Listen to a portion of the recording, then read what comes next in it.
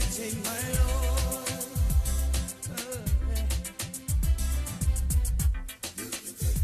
Yeah. Trust them. Tumerudi. You can take away my life, you can take away my what, you can take away my what, but you can never take away my faith from the Lord. That is Catalyst Crew, by the way. Ni group ya kitambo, by the way. Acha niwaambie tu kweli.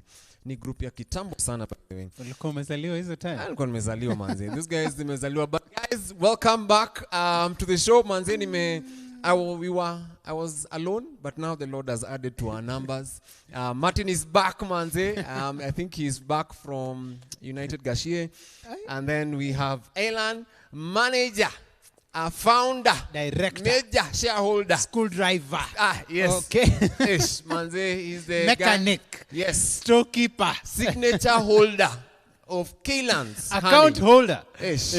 Manze, karibu sana. Manze ngoja. Unajua hapa tuko na CEO. CEO manze. The CEO. Imagine. Guys. Company director. Imagine. Manze, you're a big guy manze. Sisi tuko na title moja tu, pastor. But karibu sana manze. It's good to have you on the show, guys. We are talking to Alan mwenyewe. I think he'll introduce himself. But guys, even as he introduce myself, please remember kuna song challenge. You get to choose. Ulisema yangu? Ulipena? Ile tu ya kudanganya. Sikuna wadanganya. Tusidanganyane. Umedanganya. But Martin is the one who chose Emoji Shot Baba and Daddy Owen Sitadanganya. And there's Kokobata by Ellie Thomas. Yako ndio ilikuwa Kokobata. Waje unashindwa hii Kokobata ni nini? Watu wanauza Kokobata ni nini? Kokobata is a song, guys. Anyway, focus. Focus. Tuko na Mr. CEO. Yes, man. Karibu sana Alan. Asante. Good to have you. Thank you very much. Sweet matters. How did this idea come up, by the way? As a business or... Yes, as a business. Or was a dream. Yeah, so I love farming.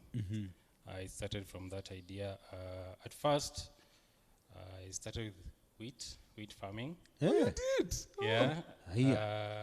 As I was thinking of what else I could venture into, and I was thinking of a complementary farming price or other farming business, which was beekeeping. Since in addition to wheat farming, I was thinking of getting into fruit farming as well.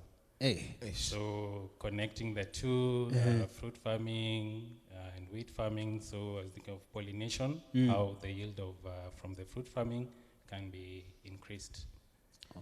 So I thought of beekeeping as a supplementary venture. That was one. So, and again, from my background in the village, it's an agricultural farming or other farming area. So, and I noticed every year out, we used to farm, and always the proceeds we used to sell, and I knew, and that's when I figured out that food security and everybody eats. So I thought of beekeeping and venturing into farming. Okay. Yeah. Interesting. That was one. Then in relation to my profession, being a landscape architect. And, Goja. When the architect. Yes, landscape architect. Yani landscape architect na agriculture. Beekeeping and wheat farming. Yes. So where will landscape hizo farms? Not really, but also the background has really helped me when it comes to from the design aspect, branding, and also just coming up with the design of the apiaries and whatnot. Yeah, so how landscape architecture, I tried to merge it with beekeeping. Landscape architecture balances the built environment and the natural environment, having in mind the users of the space. So environment and beekeeping. Tumia kizungu ndio Josh. Umeacha Josh ma. Sorry, just continue. I was looking at Kaylan's honey. Me, I'm okay, by the way. Martin ndo kuna shida hapa. Me, I'm okay. Me, I was just looking at this. Amesikia ati how you're bringing in architecture and landscaping into farming akakuwa confused. Yeah, because now as a landscape architect, we mainly look into the natural aspect of construction and development. Okay. And bees, Okay. they are environmental indicators. Yeah, and for them to exist, the ecosystem has to be habitable for them. So They don't just hang around anywhere. So you have to. There has to be bee plants available. Oh. Yeah. okay. That means now you've brought something into my mind. Ukienda Karura hapa nyuma, hapa kwa youth ministry yuko nyuma. And the booth, there are many bees hapa chini. Yes. Does it mean that there's an ecosystem? Yeah, exactly. There's a natural habitat for the bees. There are most probably there are plants which the bees get nectar from or Okay. pollen. Okay. For them at least to exist and thrive. Siko mob by the Yeah. way hapo Yeah. nyuma. They're quite a number. Yeah. Yeah. So hiyo ni business idea unaleta. Any business idea? Hata nataka Tunaweza do since iko hapo youth ministry. beehives hapo. Hata niko nataka since iko hapo karibu na youth ministry I can sell it to him. We can use the money. What are you selling? Yes. The space or the bees? The bees. Actually, that's something that it's a challenge actually getting good quality honey, and that's another reason as to why I ventured into it, or rather how I started. Okay. Yeah, I realized this when I started. I was buying from farmers, then packaging, Yeah. and then selling. At that time, I'd not even thought of branding. Okay. Yeah. And the challenge was to be able to identify, or rather to know which honey is of good quality. And that was the main question that I used to get from clients. Yeah. How do you tell that this honey is genuine? Yes, that's a very good question by Yeah. the way. So actually how do you tell? How do we know this one by the way is actually genuine? Hii ni ile yenyewe. Unajua Yes. ukienda super unaonanga a variety, so you're not sure which one to choose. Yeah. Ama kuna zile zinauzongwa kwa road. There are those ones that have been sold on the road. Yes. So you're not sure which one is genuine. How would you tell? Exactly. So, like, it's a difficult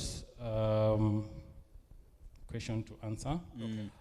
Because while going through the training and when we were looking at the quality assurance of honey, we were able to we were shown different types of honey, which they were brought for testing. Because you test for different aspects of honey to determine if it's pure or natural. You look at the sugar content, moisture content, and moisture content determines if the honey is ripe or not. Okay. Yeah, then there's something else. It's a chemistry thing, HMF of honey, whereby you check the different boiling points of You honey. labda Twitter director Wallace Exactly. So Hata wale sametoka. Yeye ndo alifanya hizi tu chemistry. yeah, so but just by looking at it, you can't really tell, because there are some which you are brought. If you look at it, you can think it's natural honey, but after going through the test, you are told that it's actually not Sukari nguru. exactly, or there are commercial sugars which have been added into it. Yeah. So it's quite difficult. And is there a danger? Sorry, I know we are diverting a bit, but is there a danger of us taking such honey that is not genuine? Yeah, I think health-wise, Okay. I think the effects to your body will be sugar. different. Sugar, and Yes. especially if it's the commercial sugar, if it's the Scaringuru, as you've mentioned. Yeah. I think it will have an effect to your body. And Yeah, exactly. you won't be benefiting from the actual benefits, the health benefits of honey per se. Yeah. Hey, so hiyo ndio itakuwa asali GMO. Oh yeah, by the way. GOC natural. Awesome. You know, I grew up eating honey. We would go harvest honey uko kwa mashamba, kwa miti. Okay. What would you say has been a challenge for you in bee farming and wheat farming? Naona tumefocus sana na hiyo asali, tumesahau wheat farming. Actually, wheat farming, I think it it was like what made me get a little bit of capital to venture into this, because after looking or rather researching more about honey, I realized, or rather about beekeeping, I thought there is a market in the gap. Okay. Yeah, because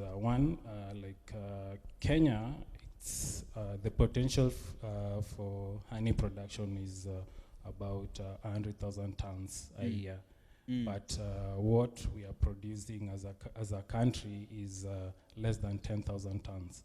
What? Wow, that's a big gap. Yes. Okay. And so we mostly depend on imports. Yes. Yeah. And does it mean Kenya does not have capacity, or because We people have. haven't ventured into People haven't ventured into it. it? Okay. And I think because of the demand, that's why you are finding also people adulterating, adulterating honey. Yeah. Oh yeah. Yeah. Okay. Yes. Okay. And that is the problem I have with our nowadays business. Yeah. Msee anajaribu kutu create a fake business somewhere, Exactly. Yeah. calling it a business, yet it's harming people. Yeah. You know, and I wonder, why can't people just play genuine, be true? True. You know, because I mean, there's a need. Yes, there is. There's a big need outside there. Now that you're saying that there's a big gap of 90,000 tons, Yeah.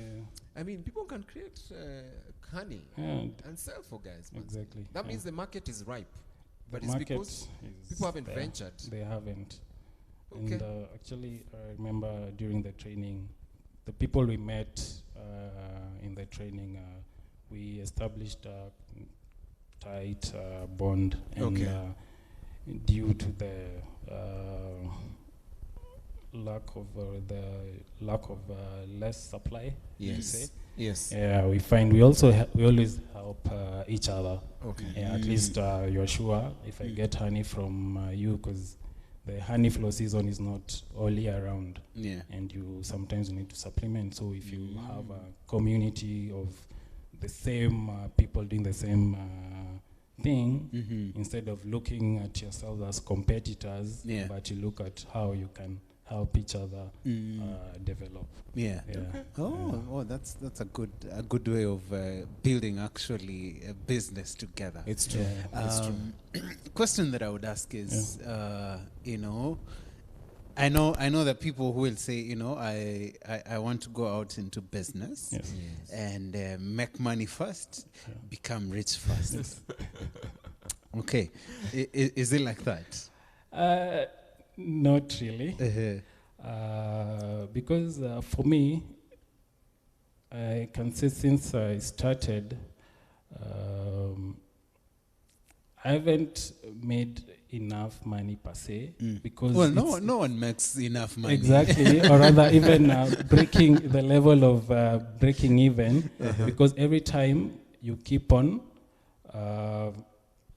injecting the cash flow back into the project, business. because and it's as a result of the challenge, because with every challenge you think of how you can overcome. So if at first I started looking at it as a money making business, I think by now I'd be out. Yeah, but I think So you haven't gone even or not cut yet. even. What to say? Break even. Break even. Not yet. Break even. Reason being, I think after doing my background research and finding out the gap and the total addressable market and the sizable market, I realized if I'm to think of just or rather, if I get comfortable with how I am at the moment, of course, I'll get the stock, sell, of course, I'll just break even. But when it comes to scaling, you'll need capital. Okay. You get. Okay, that's a good point. Yeah. So where you started Yes. is not where you are now. No. You've actually grown Yes. to another level of that business. Yes. That's an amazing thing. That's encouraging. And I think that's what many of us do not have. Yes. The patience to grow a business. Yes. Yeah. You know, you want to so fast break even. Yes. Wewe weka pesa yako kwa mfuko kula, but you're supposed to inject it back, then keep building on that block. Like if Alan began by selling 2, are they called bottles? These containers. If he sold 2, the money that he gets from that 2, he can inject it back into the business, and he can do 4. Yes. Exactly. Make more profit, and then get 8. Yes. And you keep building an empire that way. Yeah. In fact, I was actually seeing. I've just remembered. I saw an interview of this guy, Fatboy Animations, Michael Mothinga. Fatboy Animations is my fiber. Ule mchoraji. Ule mchoraji. So Michael was saying how his first check was 3 million. His first check was 3 million. Fatboy Animations. And when I can't remember which company approached him, and they paid him 3 million. And then he was asked, what did you do with the 3 million? He said he injected some to the business. 2, he bought a car. Then he was asked, did you tithe? He said, no, I didn't tithe, but I regretted I didn't tithe. That's what he was actually saying. But he's actually one of the guys who are considered by Forbes as a young entrepreneur under 30. Yes. Right now, that was 2018. Now he's above 30. 2, I think. Yes, but just looking at what he was saying was really encouraging. But this is what Lillian is saying. Lillian is saying, my hustle is bulk SMSs. Bulk SMSs, marketing. Yeah, that's what she's saying. My hustle is bulk SMS marketing, which is a form of digital marketing. That's interesting. So that's what Lillian does. And so the question probably, I don't know whether there's anyone who's commented pale kwa YouTube. Sijui YouTube nini li happen hapa. Ama I think walianguka, lakini naona they're down in business. Naona wacha nione. Wacha nikimbie nione. Nani. Any comment? Nimeona ya kokobata. Nani anasema hizi? Stephanie Kanyere says, I have a pastry business. Oh yes. Unajua pastry ni nini? Yes, najua. Okay, just checking.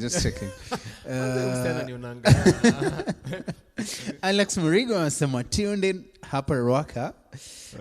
Then Sylvia Wanjiro, my hustle is online marketing. I run people's social media pages plus content creation. Okay. Sylvia, why are you not helping us catch up? Exactly. Why are you not tithing your expertise here? Why is she not giving back to the church? Yes. Right. But the question is, how does the future look for you? In fact, yesterday when I was seeing kuna 31 billion funding for Africa young people. Guys who want to get into entrepreneurship. Kuna 31 billion manzi from venture capital. But how does the future look for you, and what would you advise guys who want to get into business? For the future, at this point in time, after I'd mentioned about the gap in the market, so what I did, I sat down and looked at the serviceable, addressable market that I can be able to work with. And I realized at this point in time, maybe as Kaelan's honey, we may not meet up to that, with the demand. So at this time is thinking about scaling and also empowering other farmers. What I've been working on, the apiary is in Laikipia, back at home. Yeah. So sometimes last year, actually, when I was applying for KEBS, one of the requirements was to have a fully fledged factory, or rather a processing facility. Okay. Yeah. So that made me change my thinking as well. Thinking of how I can partner with the community, create awareness and sensitize them on beekeeping, that we can all, a couple of people can get into beekeeping, and after setting up the processing facility, at least they'll be able to get ready market. At least can be buying from them, and through that, at least I'll be able to achieve capacity building and also to monitor the quality of honey. So in terms of the future, that's what That's what you're looking at. Looking at. Okay. Yeah. Interesting. Now, Alan, let's, this show, we usually do not market products, but hey, this is 500 grams. How much is this? It goes for 400 shillings. 400 Kenya shillings. Yes. This is 1 kg, I Yes. suppose. Yeah? Yes, 1 And kg. this goes for how much? 800 shillings. 800 Kenya shillings. This is 500 again. Yes, 500. That's This is 400 shillings. 400 as well. Kenya Yeah. shillings as well. And then there is a glass. Glass jar. Glass jar. Yeah, Ini this how goes much? for 450 shillings. By the way, hii glass unaweza kuunaweka mabuyu after umemaliza asali. Hata chumvi. Hata chumvi ama sugar, by the way. It's Ama urudi kwa Killan's honey wa kuongeza. wakujazie tu utakuwa Can do Wajazie refill. tu tena. Watarefill tu. Yeah. kwanza hapo umefikiria like an African mother. And the 1 kg The 900 grams glass jar goes for 900 shillings. 900 Okay. Kenya Sawa, shillings. sawa. Good If I want asali, how do I get to you? One, there is our social media pages. Instagram, Kaylans _honey. You can send us a message. On Facebook, Kaylans Honey. Kaylan's honey. Kaylans Honey. And phone number, Toa tu. 0720 0720 by them tutaongea hizi nyingine. 0720 429 429 825. 825. Yeah. Let's say that again. 0720 20 429. Oh, iko hapa. Hata iko hapa. 429 825. Yeah. Yes. All right. Yeah. By the way, since I started using your honey, I've never looked back. Thank Your life you. has never been the same. Yeah. Oh, this is where the difference came from. Yeah. So Alan, you're doing an amazing job. Thank you. And we are praying that God continues to use you to minister to different people through your honey. I'm excited about what you're seeing in the future. Just engaging the community, and now we're scaling up and being able to even do a factory. I mean, it would be amazing to have Kaylan's honey factory. Please, when ukifika huko, ukumbuke unahitaji chaplain. Kwa hiyo factory. Exactly. Josh will be here. Yes, I will be here to pray for it, to actually that day to come and commission.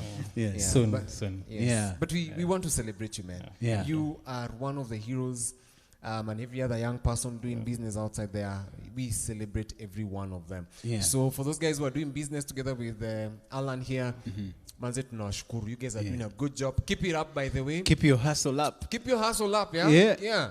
Keep your hustle up. Africa is bright, manze. The bulge of Africa is young people. Please, go ahead, manze. Na msitake tu kukaa kwa maofisi. Hatuwezi toshea sisi wote kwa maofisi. There's so much that you can do out there as a young person. Yes. I mean, whoever thought? Man. By the way, ushaifikiria ukiwa shule, ukifanya sijui your landscaping architecture. Ati mimi I will do side hustle of farming. Yes. Where you grew up? huyo in the alikuwa village? amefikiria. Where you grew up? The most- Watu wa Buruburu, South B children. Direct translation, you're the most forwarded people. Nyinyi watu wa mbele sana. But guys, let's go to heart to heart. We'll be back. Maybe Right, so- Parting shot. Parting shot. You had asked a question on how, or rather, what can I tell those who are thinking of getting into business? I think maybe something that I didn't do well, or rather, if I'd done that, I would have been ahead. one, do your ground research properly. Yeah. Yes. And look at the avenues that you can take advantage of and benefit from. Yes. For example, if you're into processing, Yes. manufacturing, there are government institutions where you can go to, and you can be incubated as a startup. Yes. For example, Kirdi. Yeah, if you want to produce honey, peanut butter, Yes. cocoa butter. Juice, Juice. anything in processing, manufacturing. I think it's it can be a good place to start. And Kirdi. It's in South Sea, and it's adjacent to KEBS as well. Yes. So you can also easily get your KEBS certification. That's something I didn't know. Okay. So maybe. Okay. So it would be a good place to start. Doing your groundwork. Yeah. Yes. I've started a business recently and I realized that groundwork is really important. Nasikia nifanya makosa. Nilianza rooftop. Nilianza rooftop. At least you started. That's the good thing. Yeah, but because of time, let's go straight to heart, guys, and we'll be back. I have a message. Congratulations. I have a message for you. God has sent me to you. I have a message for you. God has sent me to you. Listen, them say, them tell you, say you can never be the one. But God say, make I tell you, say now you him choose. In 1 month, in 1 week, you will sing a new song. In 2 days, a lesser than you will hear. Congratulations, you're in the glory of God. Congratulations, He has done it for you. And you will come back with a new song to sing. God is good. Yes, you will come again with a new song of praise. God is good. Oh, congratulations. Congratulations. Congratulations. Say what the Lord has done for you. Congratulations. God is good. Them say that I can never be all that I see. I've seen that God is greater than that. Who can battle with the Lord? Nobody. Who can change His mind alone?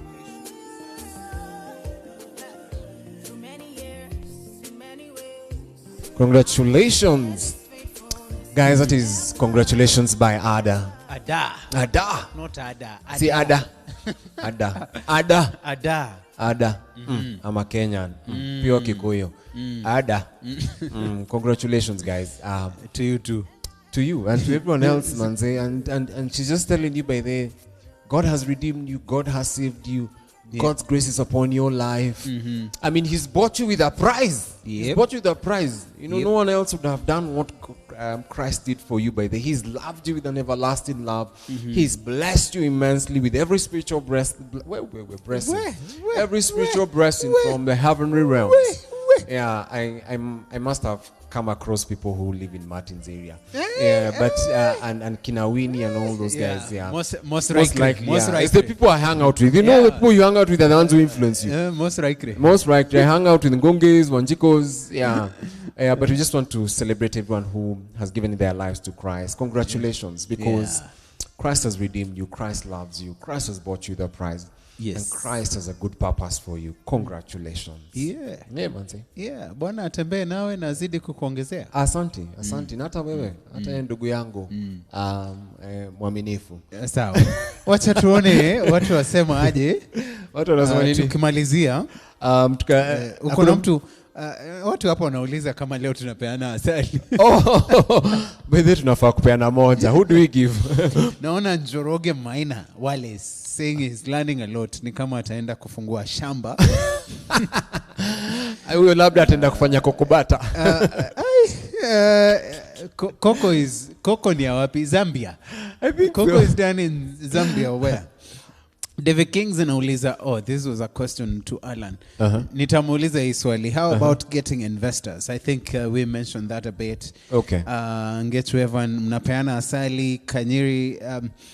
Wacha tupee nani. Uko na mtu hapo tunaweza pea asali? Naona tu Lilian yuko hapa. Lilian Musao yuko hapa. Yeye pekee ndo amesema. Mary Karaoke yuko hapa amesema good farming. Mary Karaoke amesema good farming.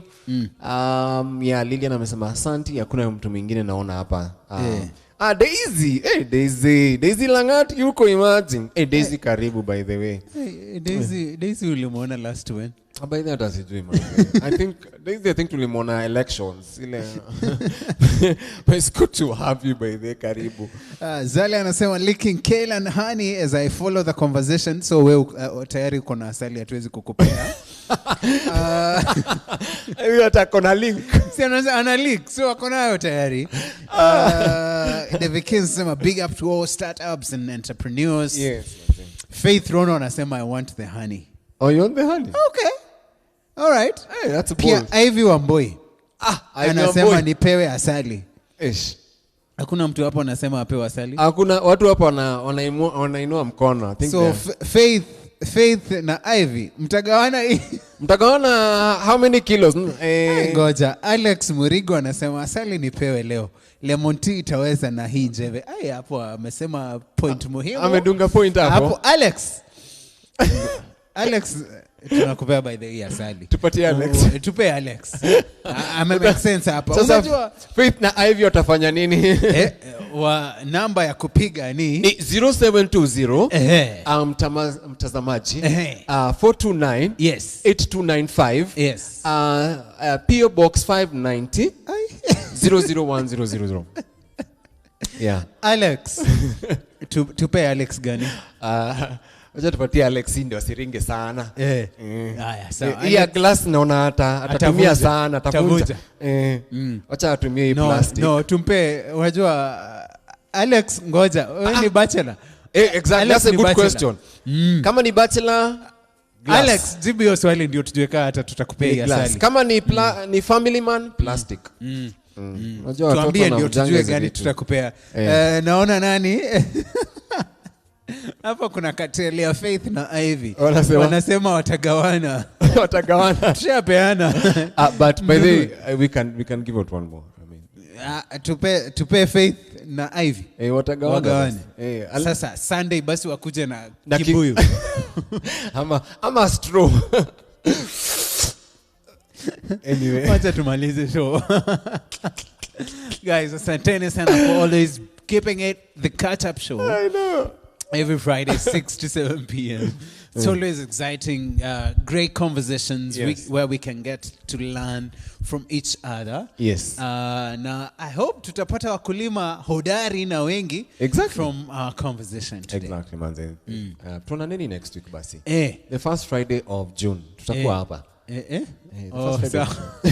The first Friday of June 2021. Tutakuwa hapa 6 to 7. Please make sure you tune in. Invite your friends. So Alex, on Sunday, please pass by the info desk. Yes. We will have your asali there. Yes. So Ivy na Faith wafanye nini? So umesema utakuja na chupa gawane? Sawa. Mwenye atakam church Sunday. Mwenye atakam ali. Ni atapata hiyo asali. Na Asha. Na kuja kuasha. Yeah. Anyway. So producer the winning song. Cheza tu the winning song. Cheza the winning song. Na suspect ni yangu juu siku hapa. na juu watu wananiambia pole, unajua niko na dental injury. Kuna dental injury? Manze hata na struggle kuongea. Manze, may your injury be healed. Yes. So ndio tucheze tu song yangu juu. Sawa, cheza pole. Tukisema tu pole, wacha tusimdanganye. But guys, thank you. And God bless you. See you next week. See you next week.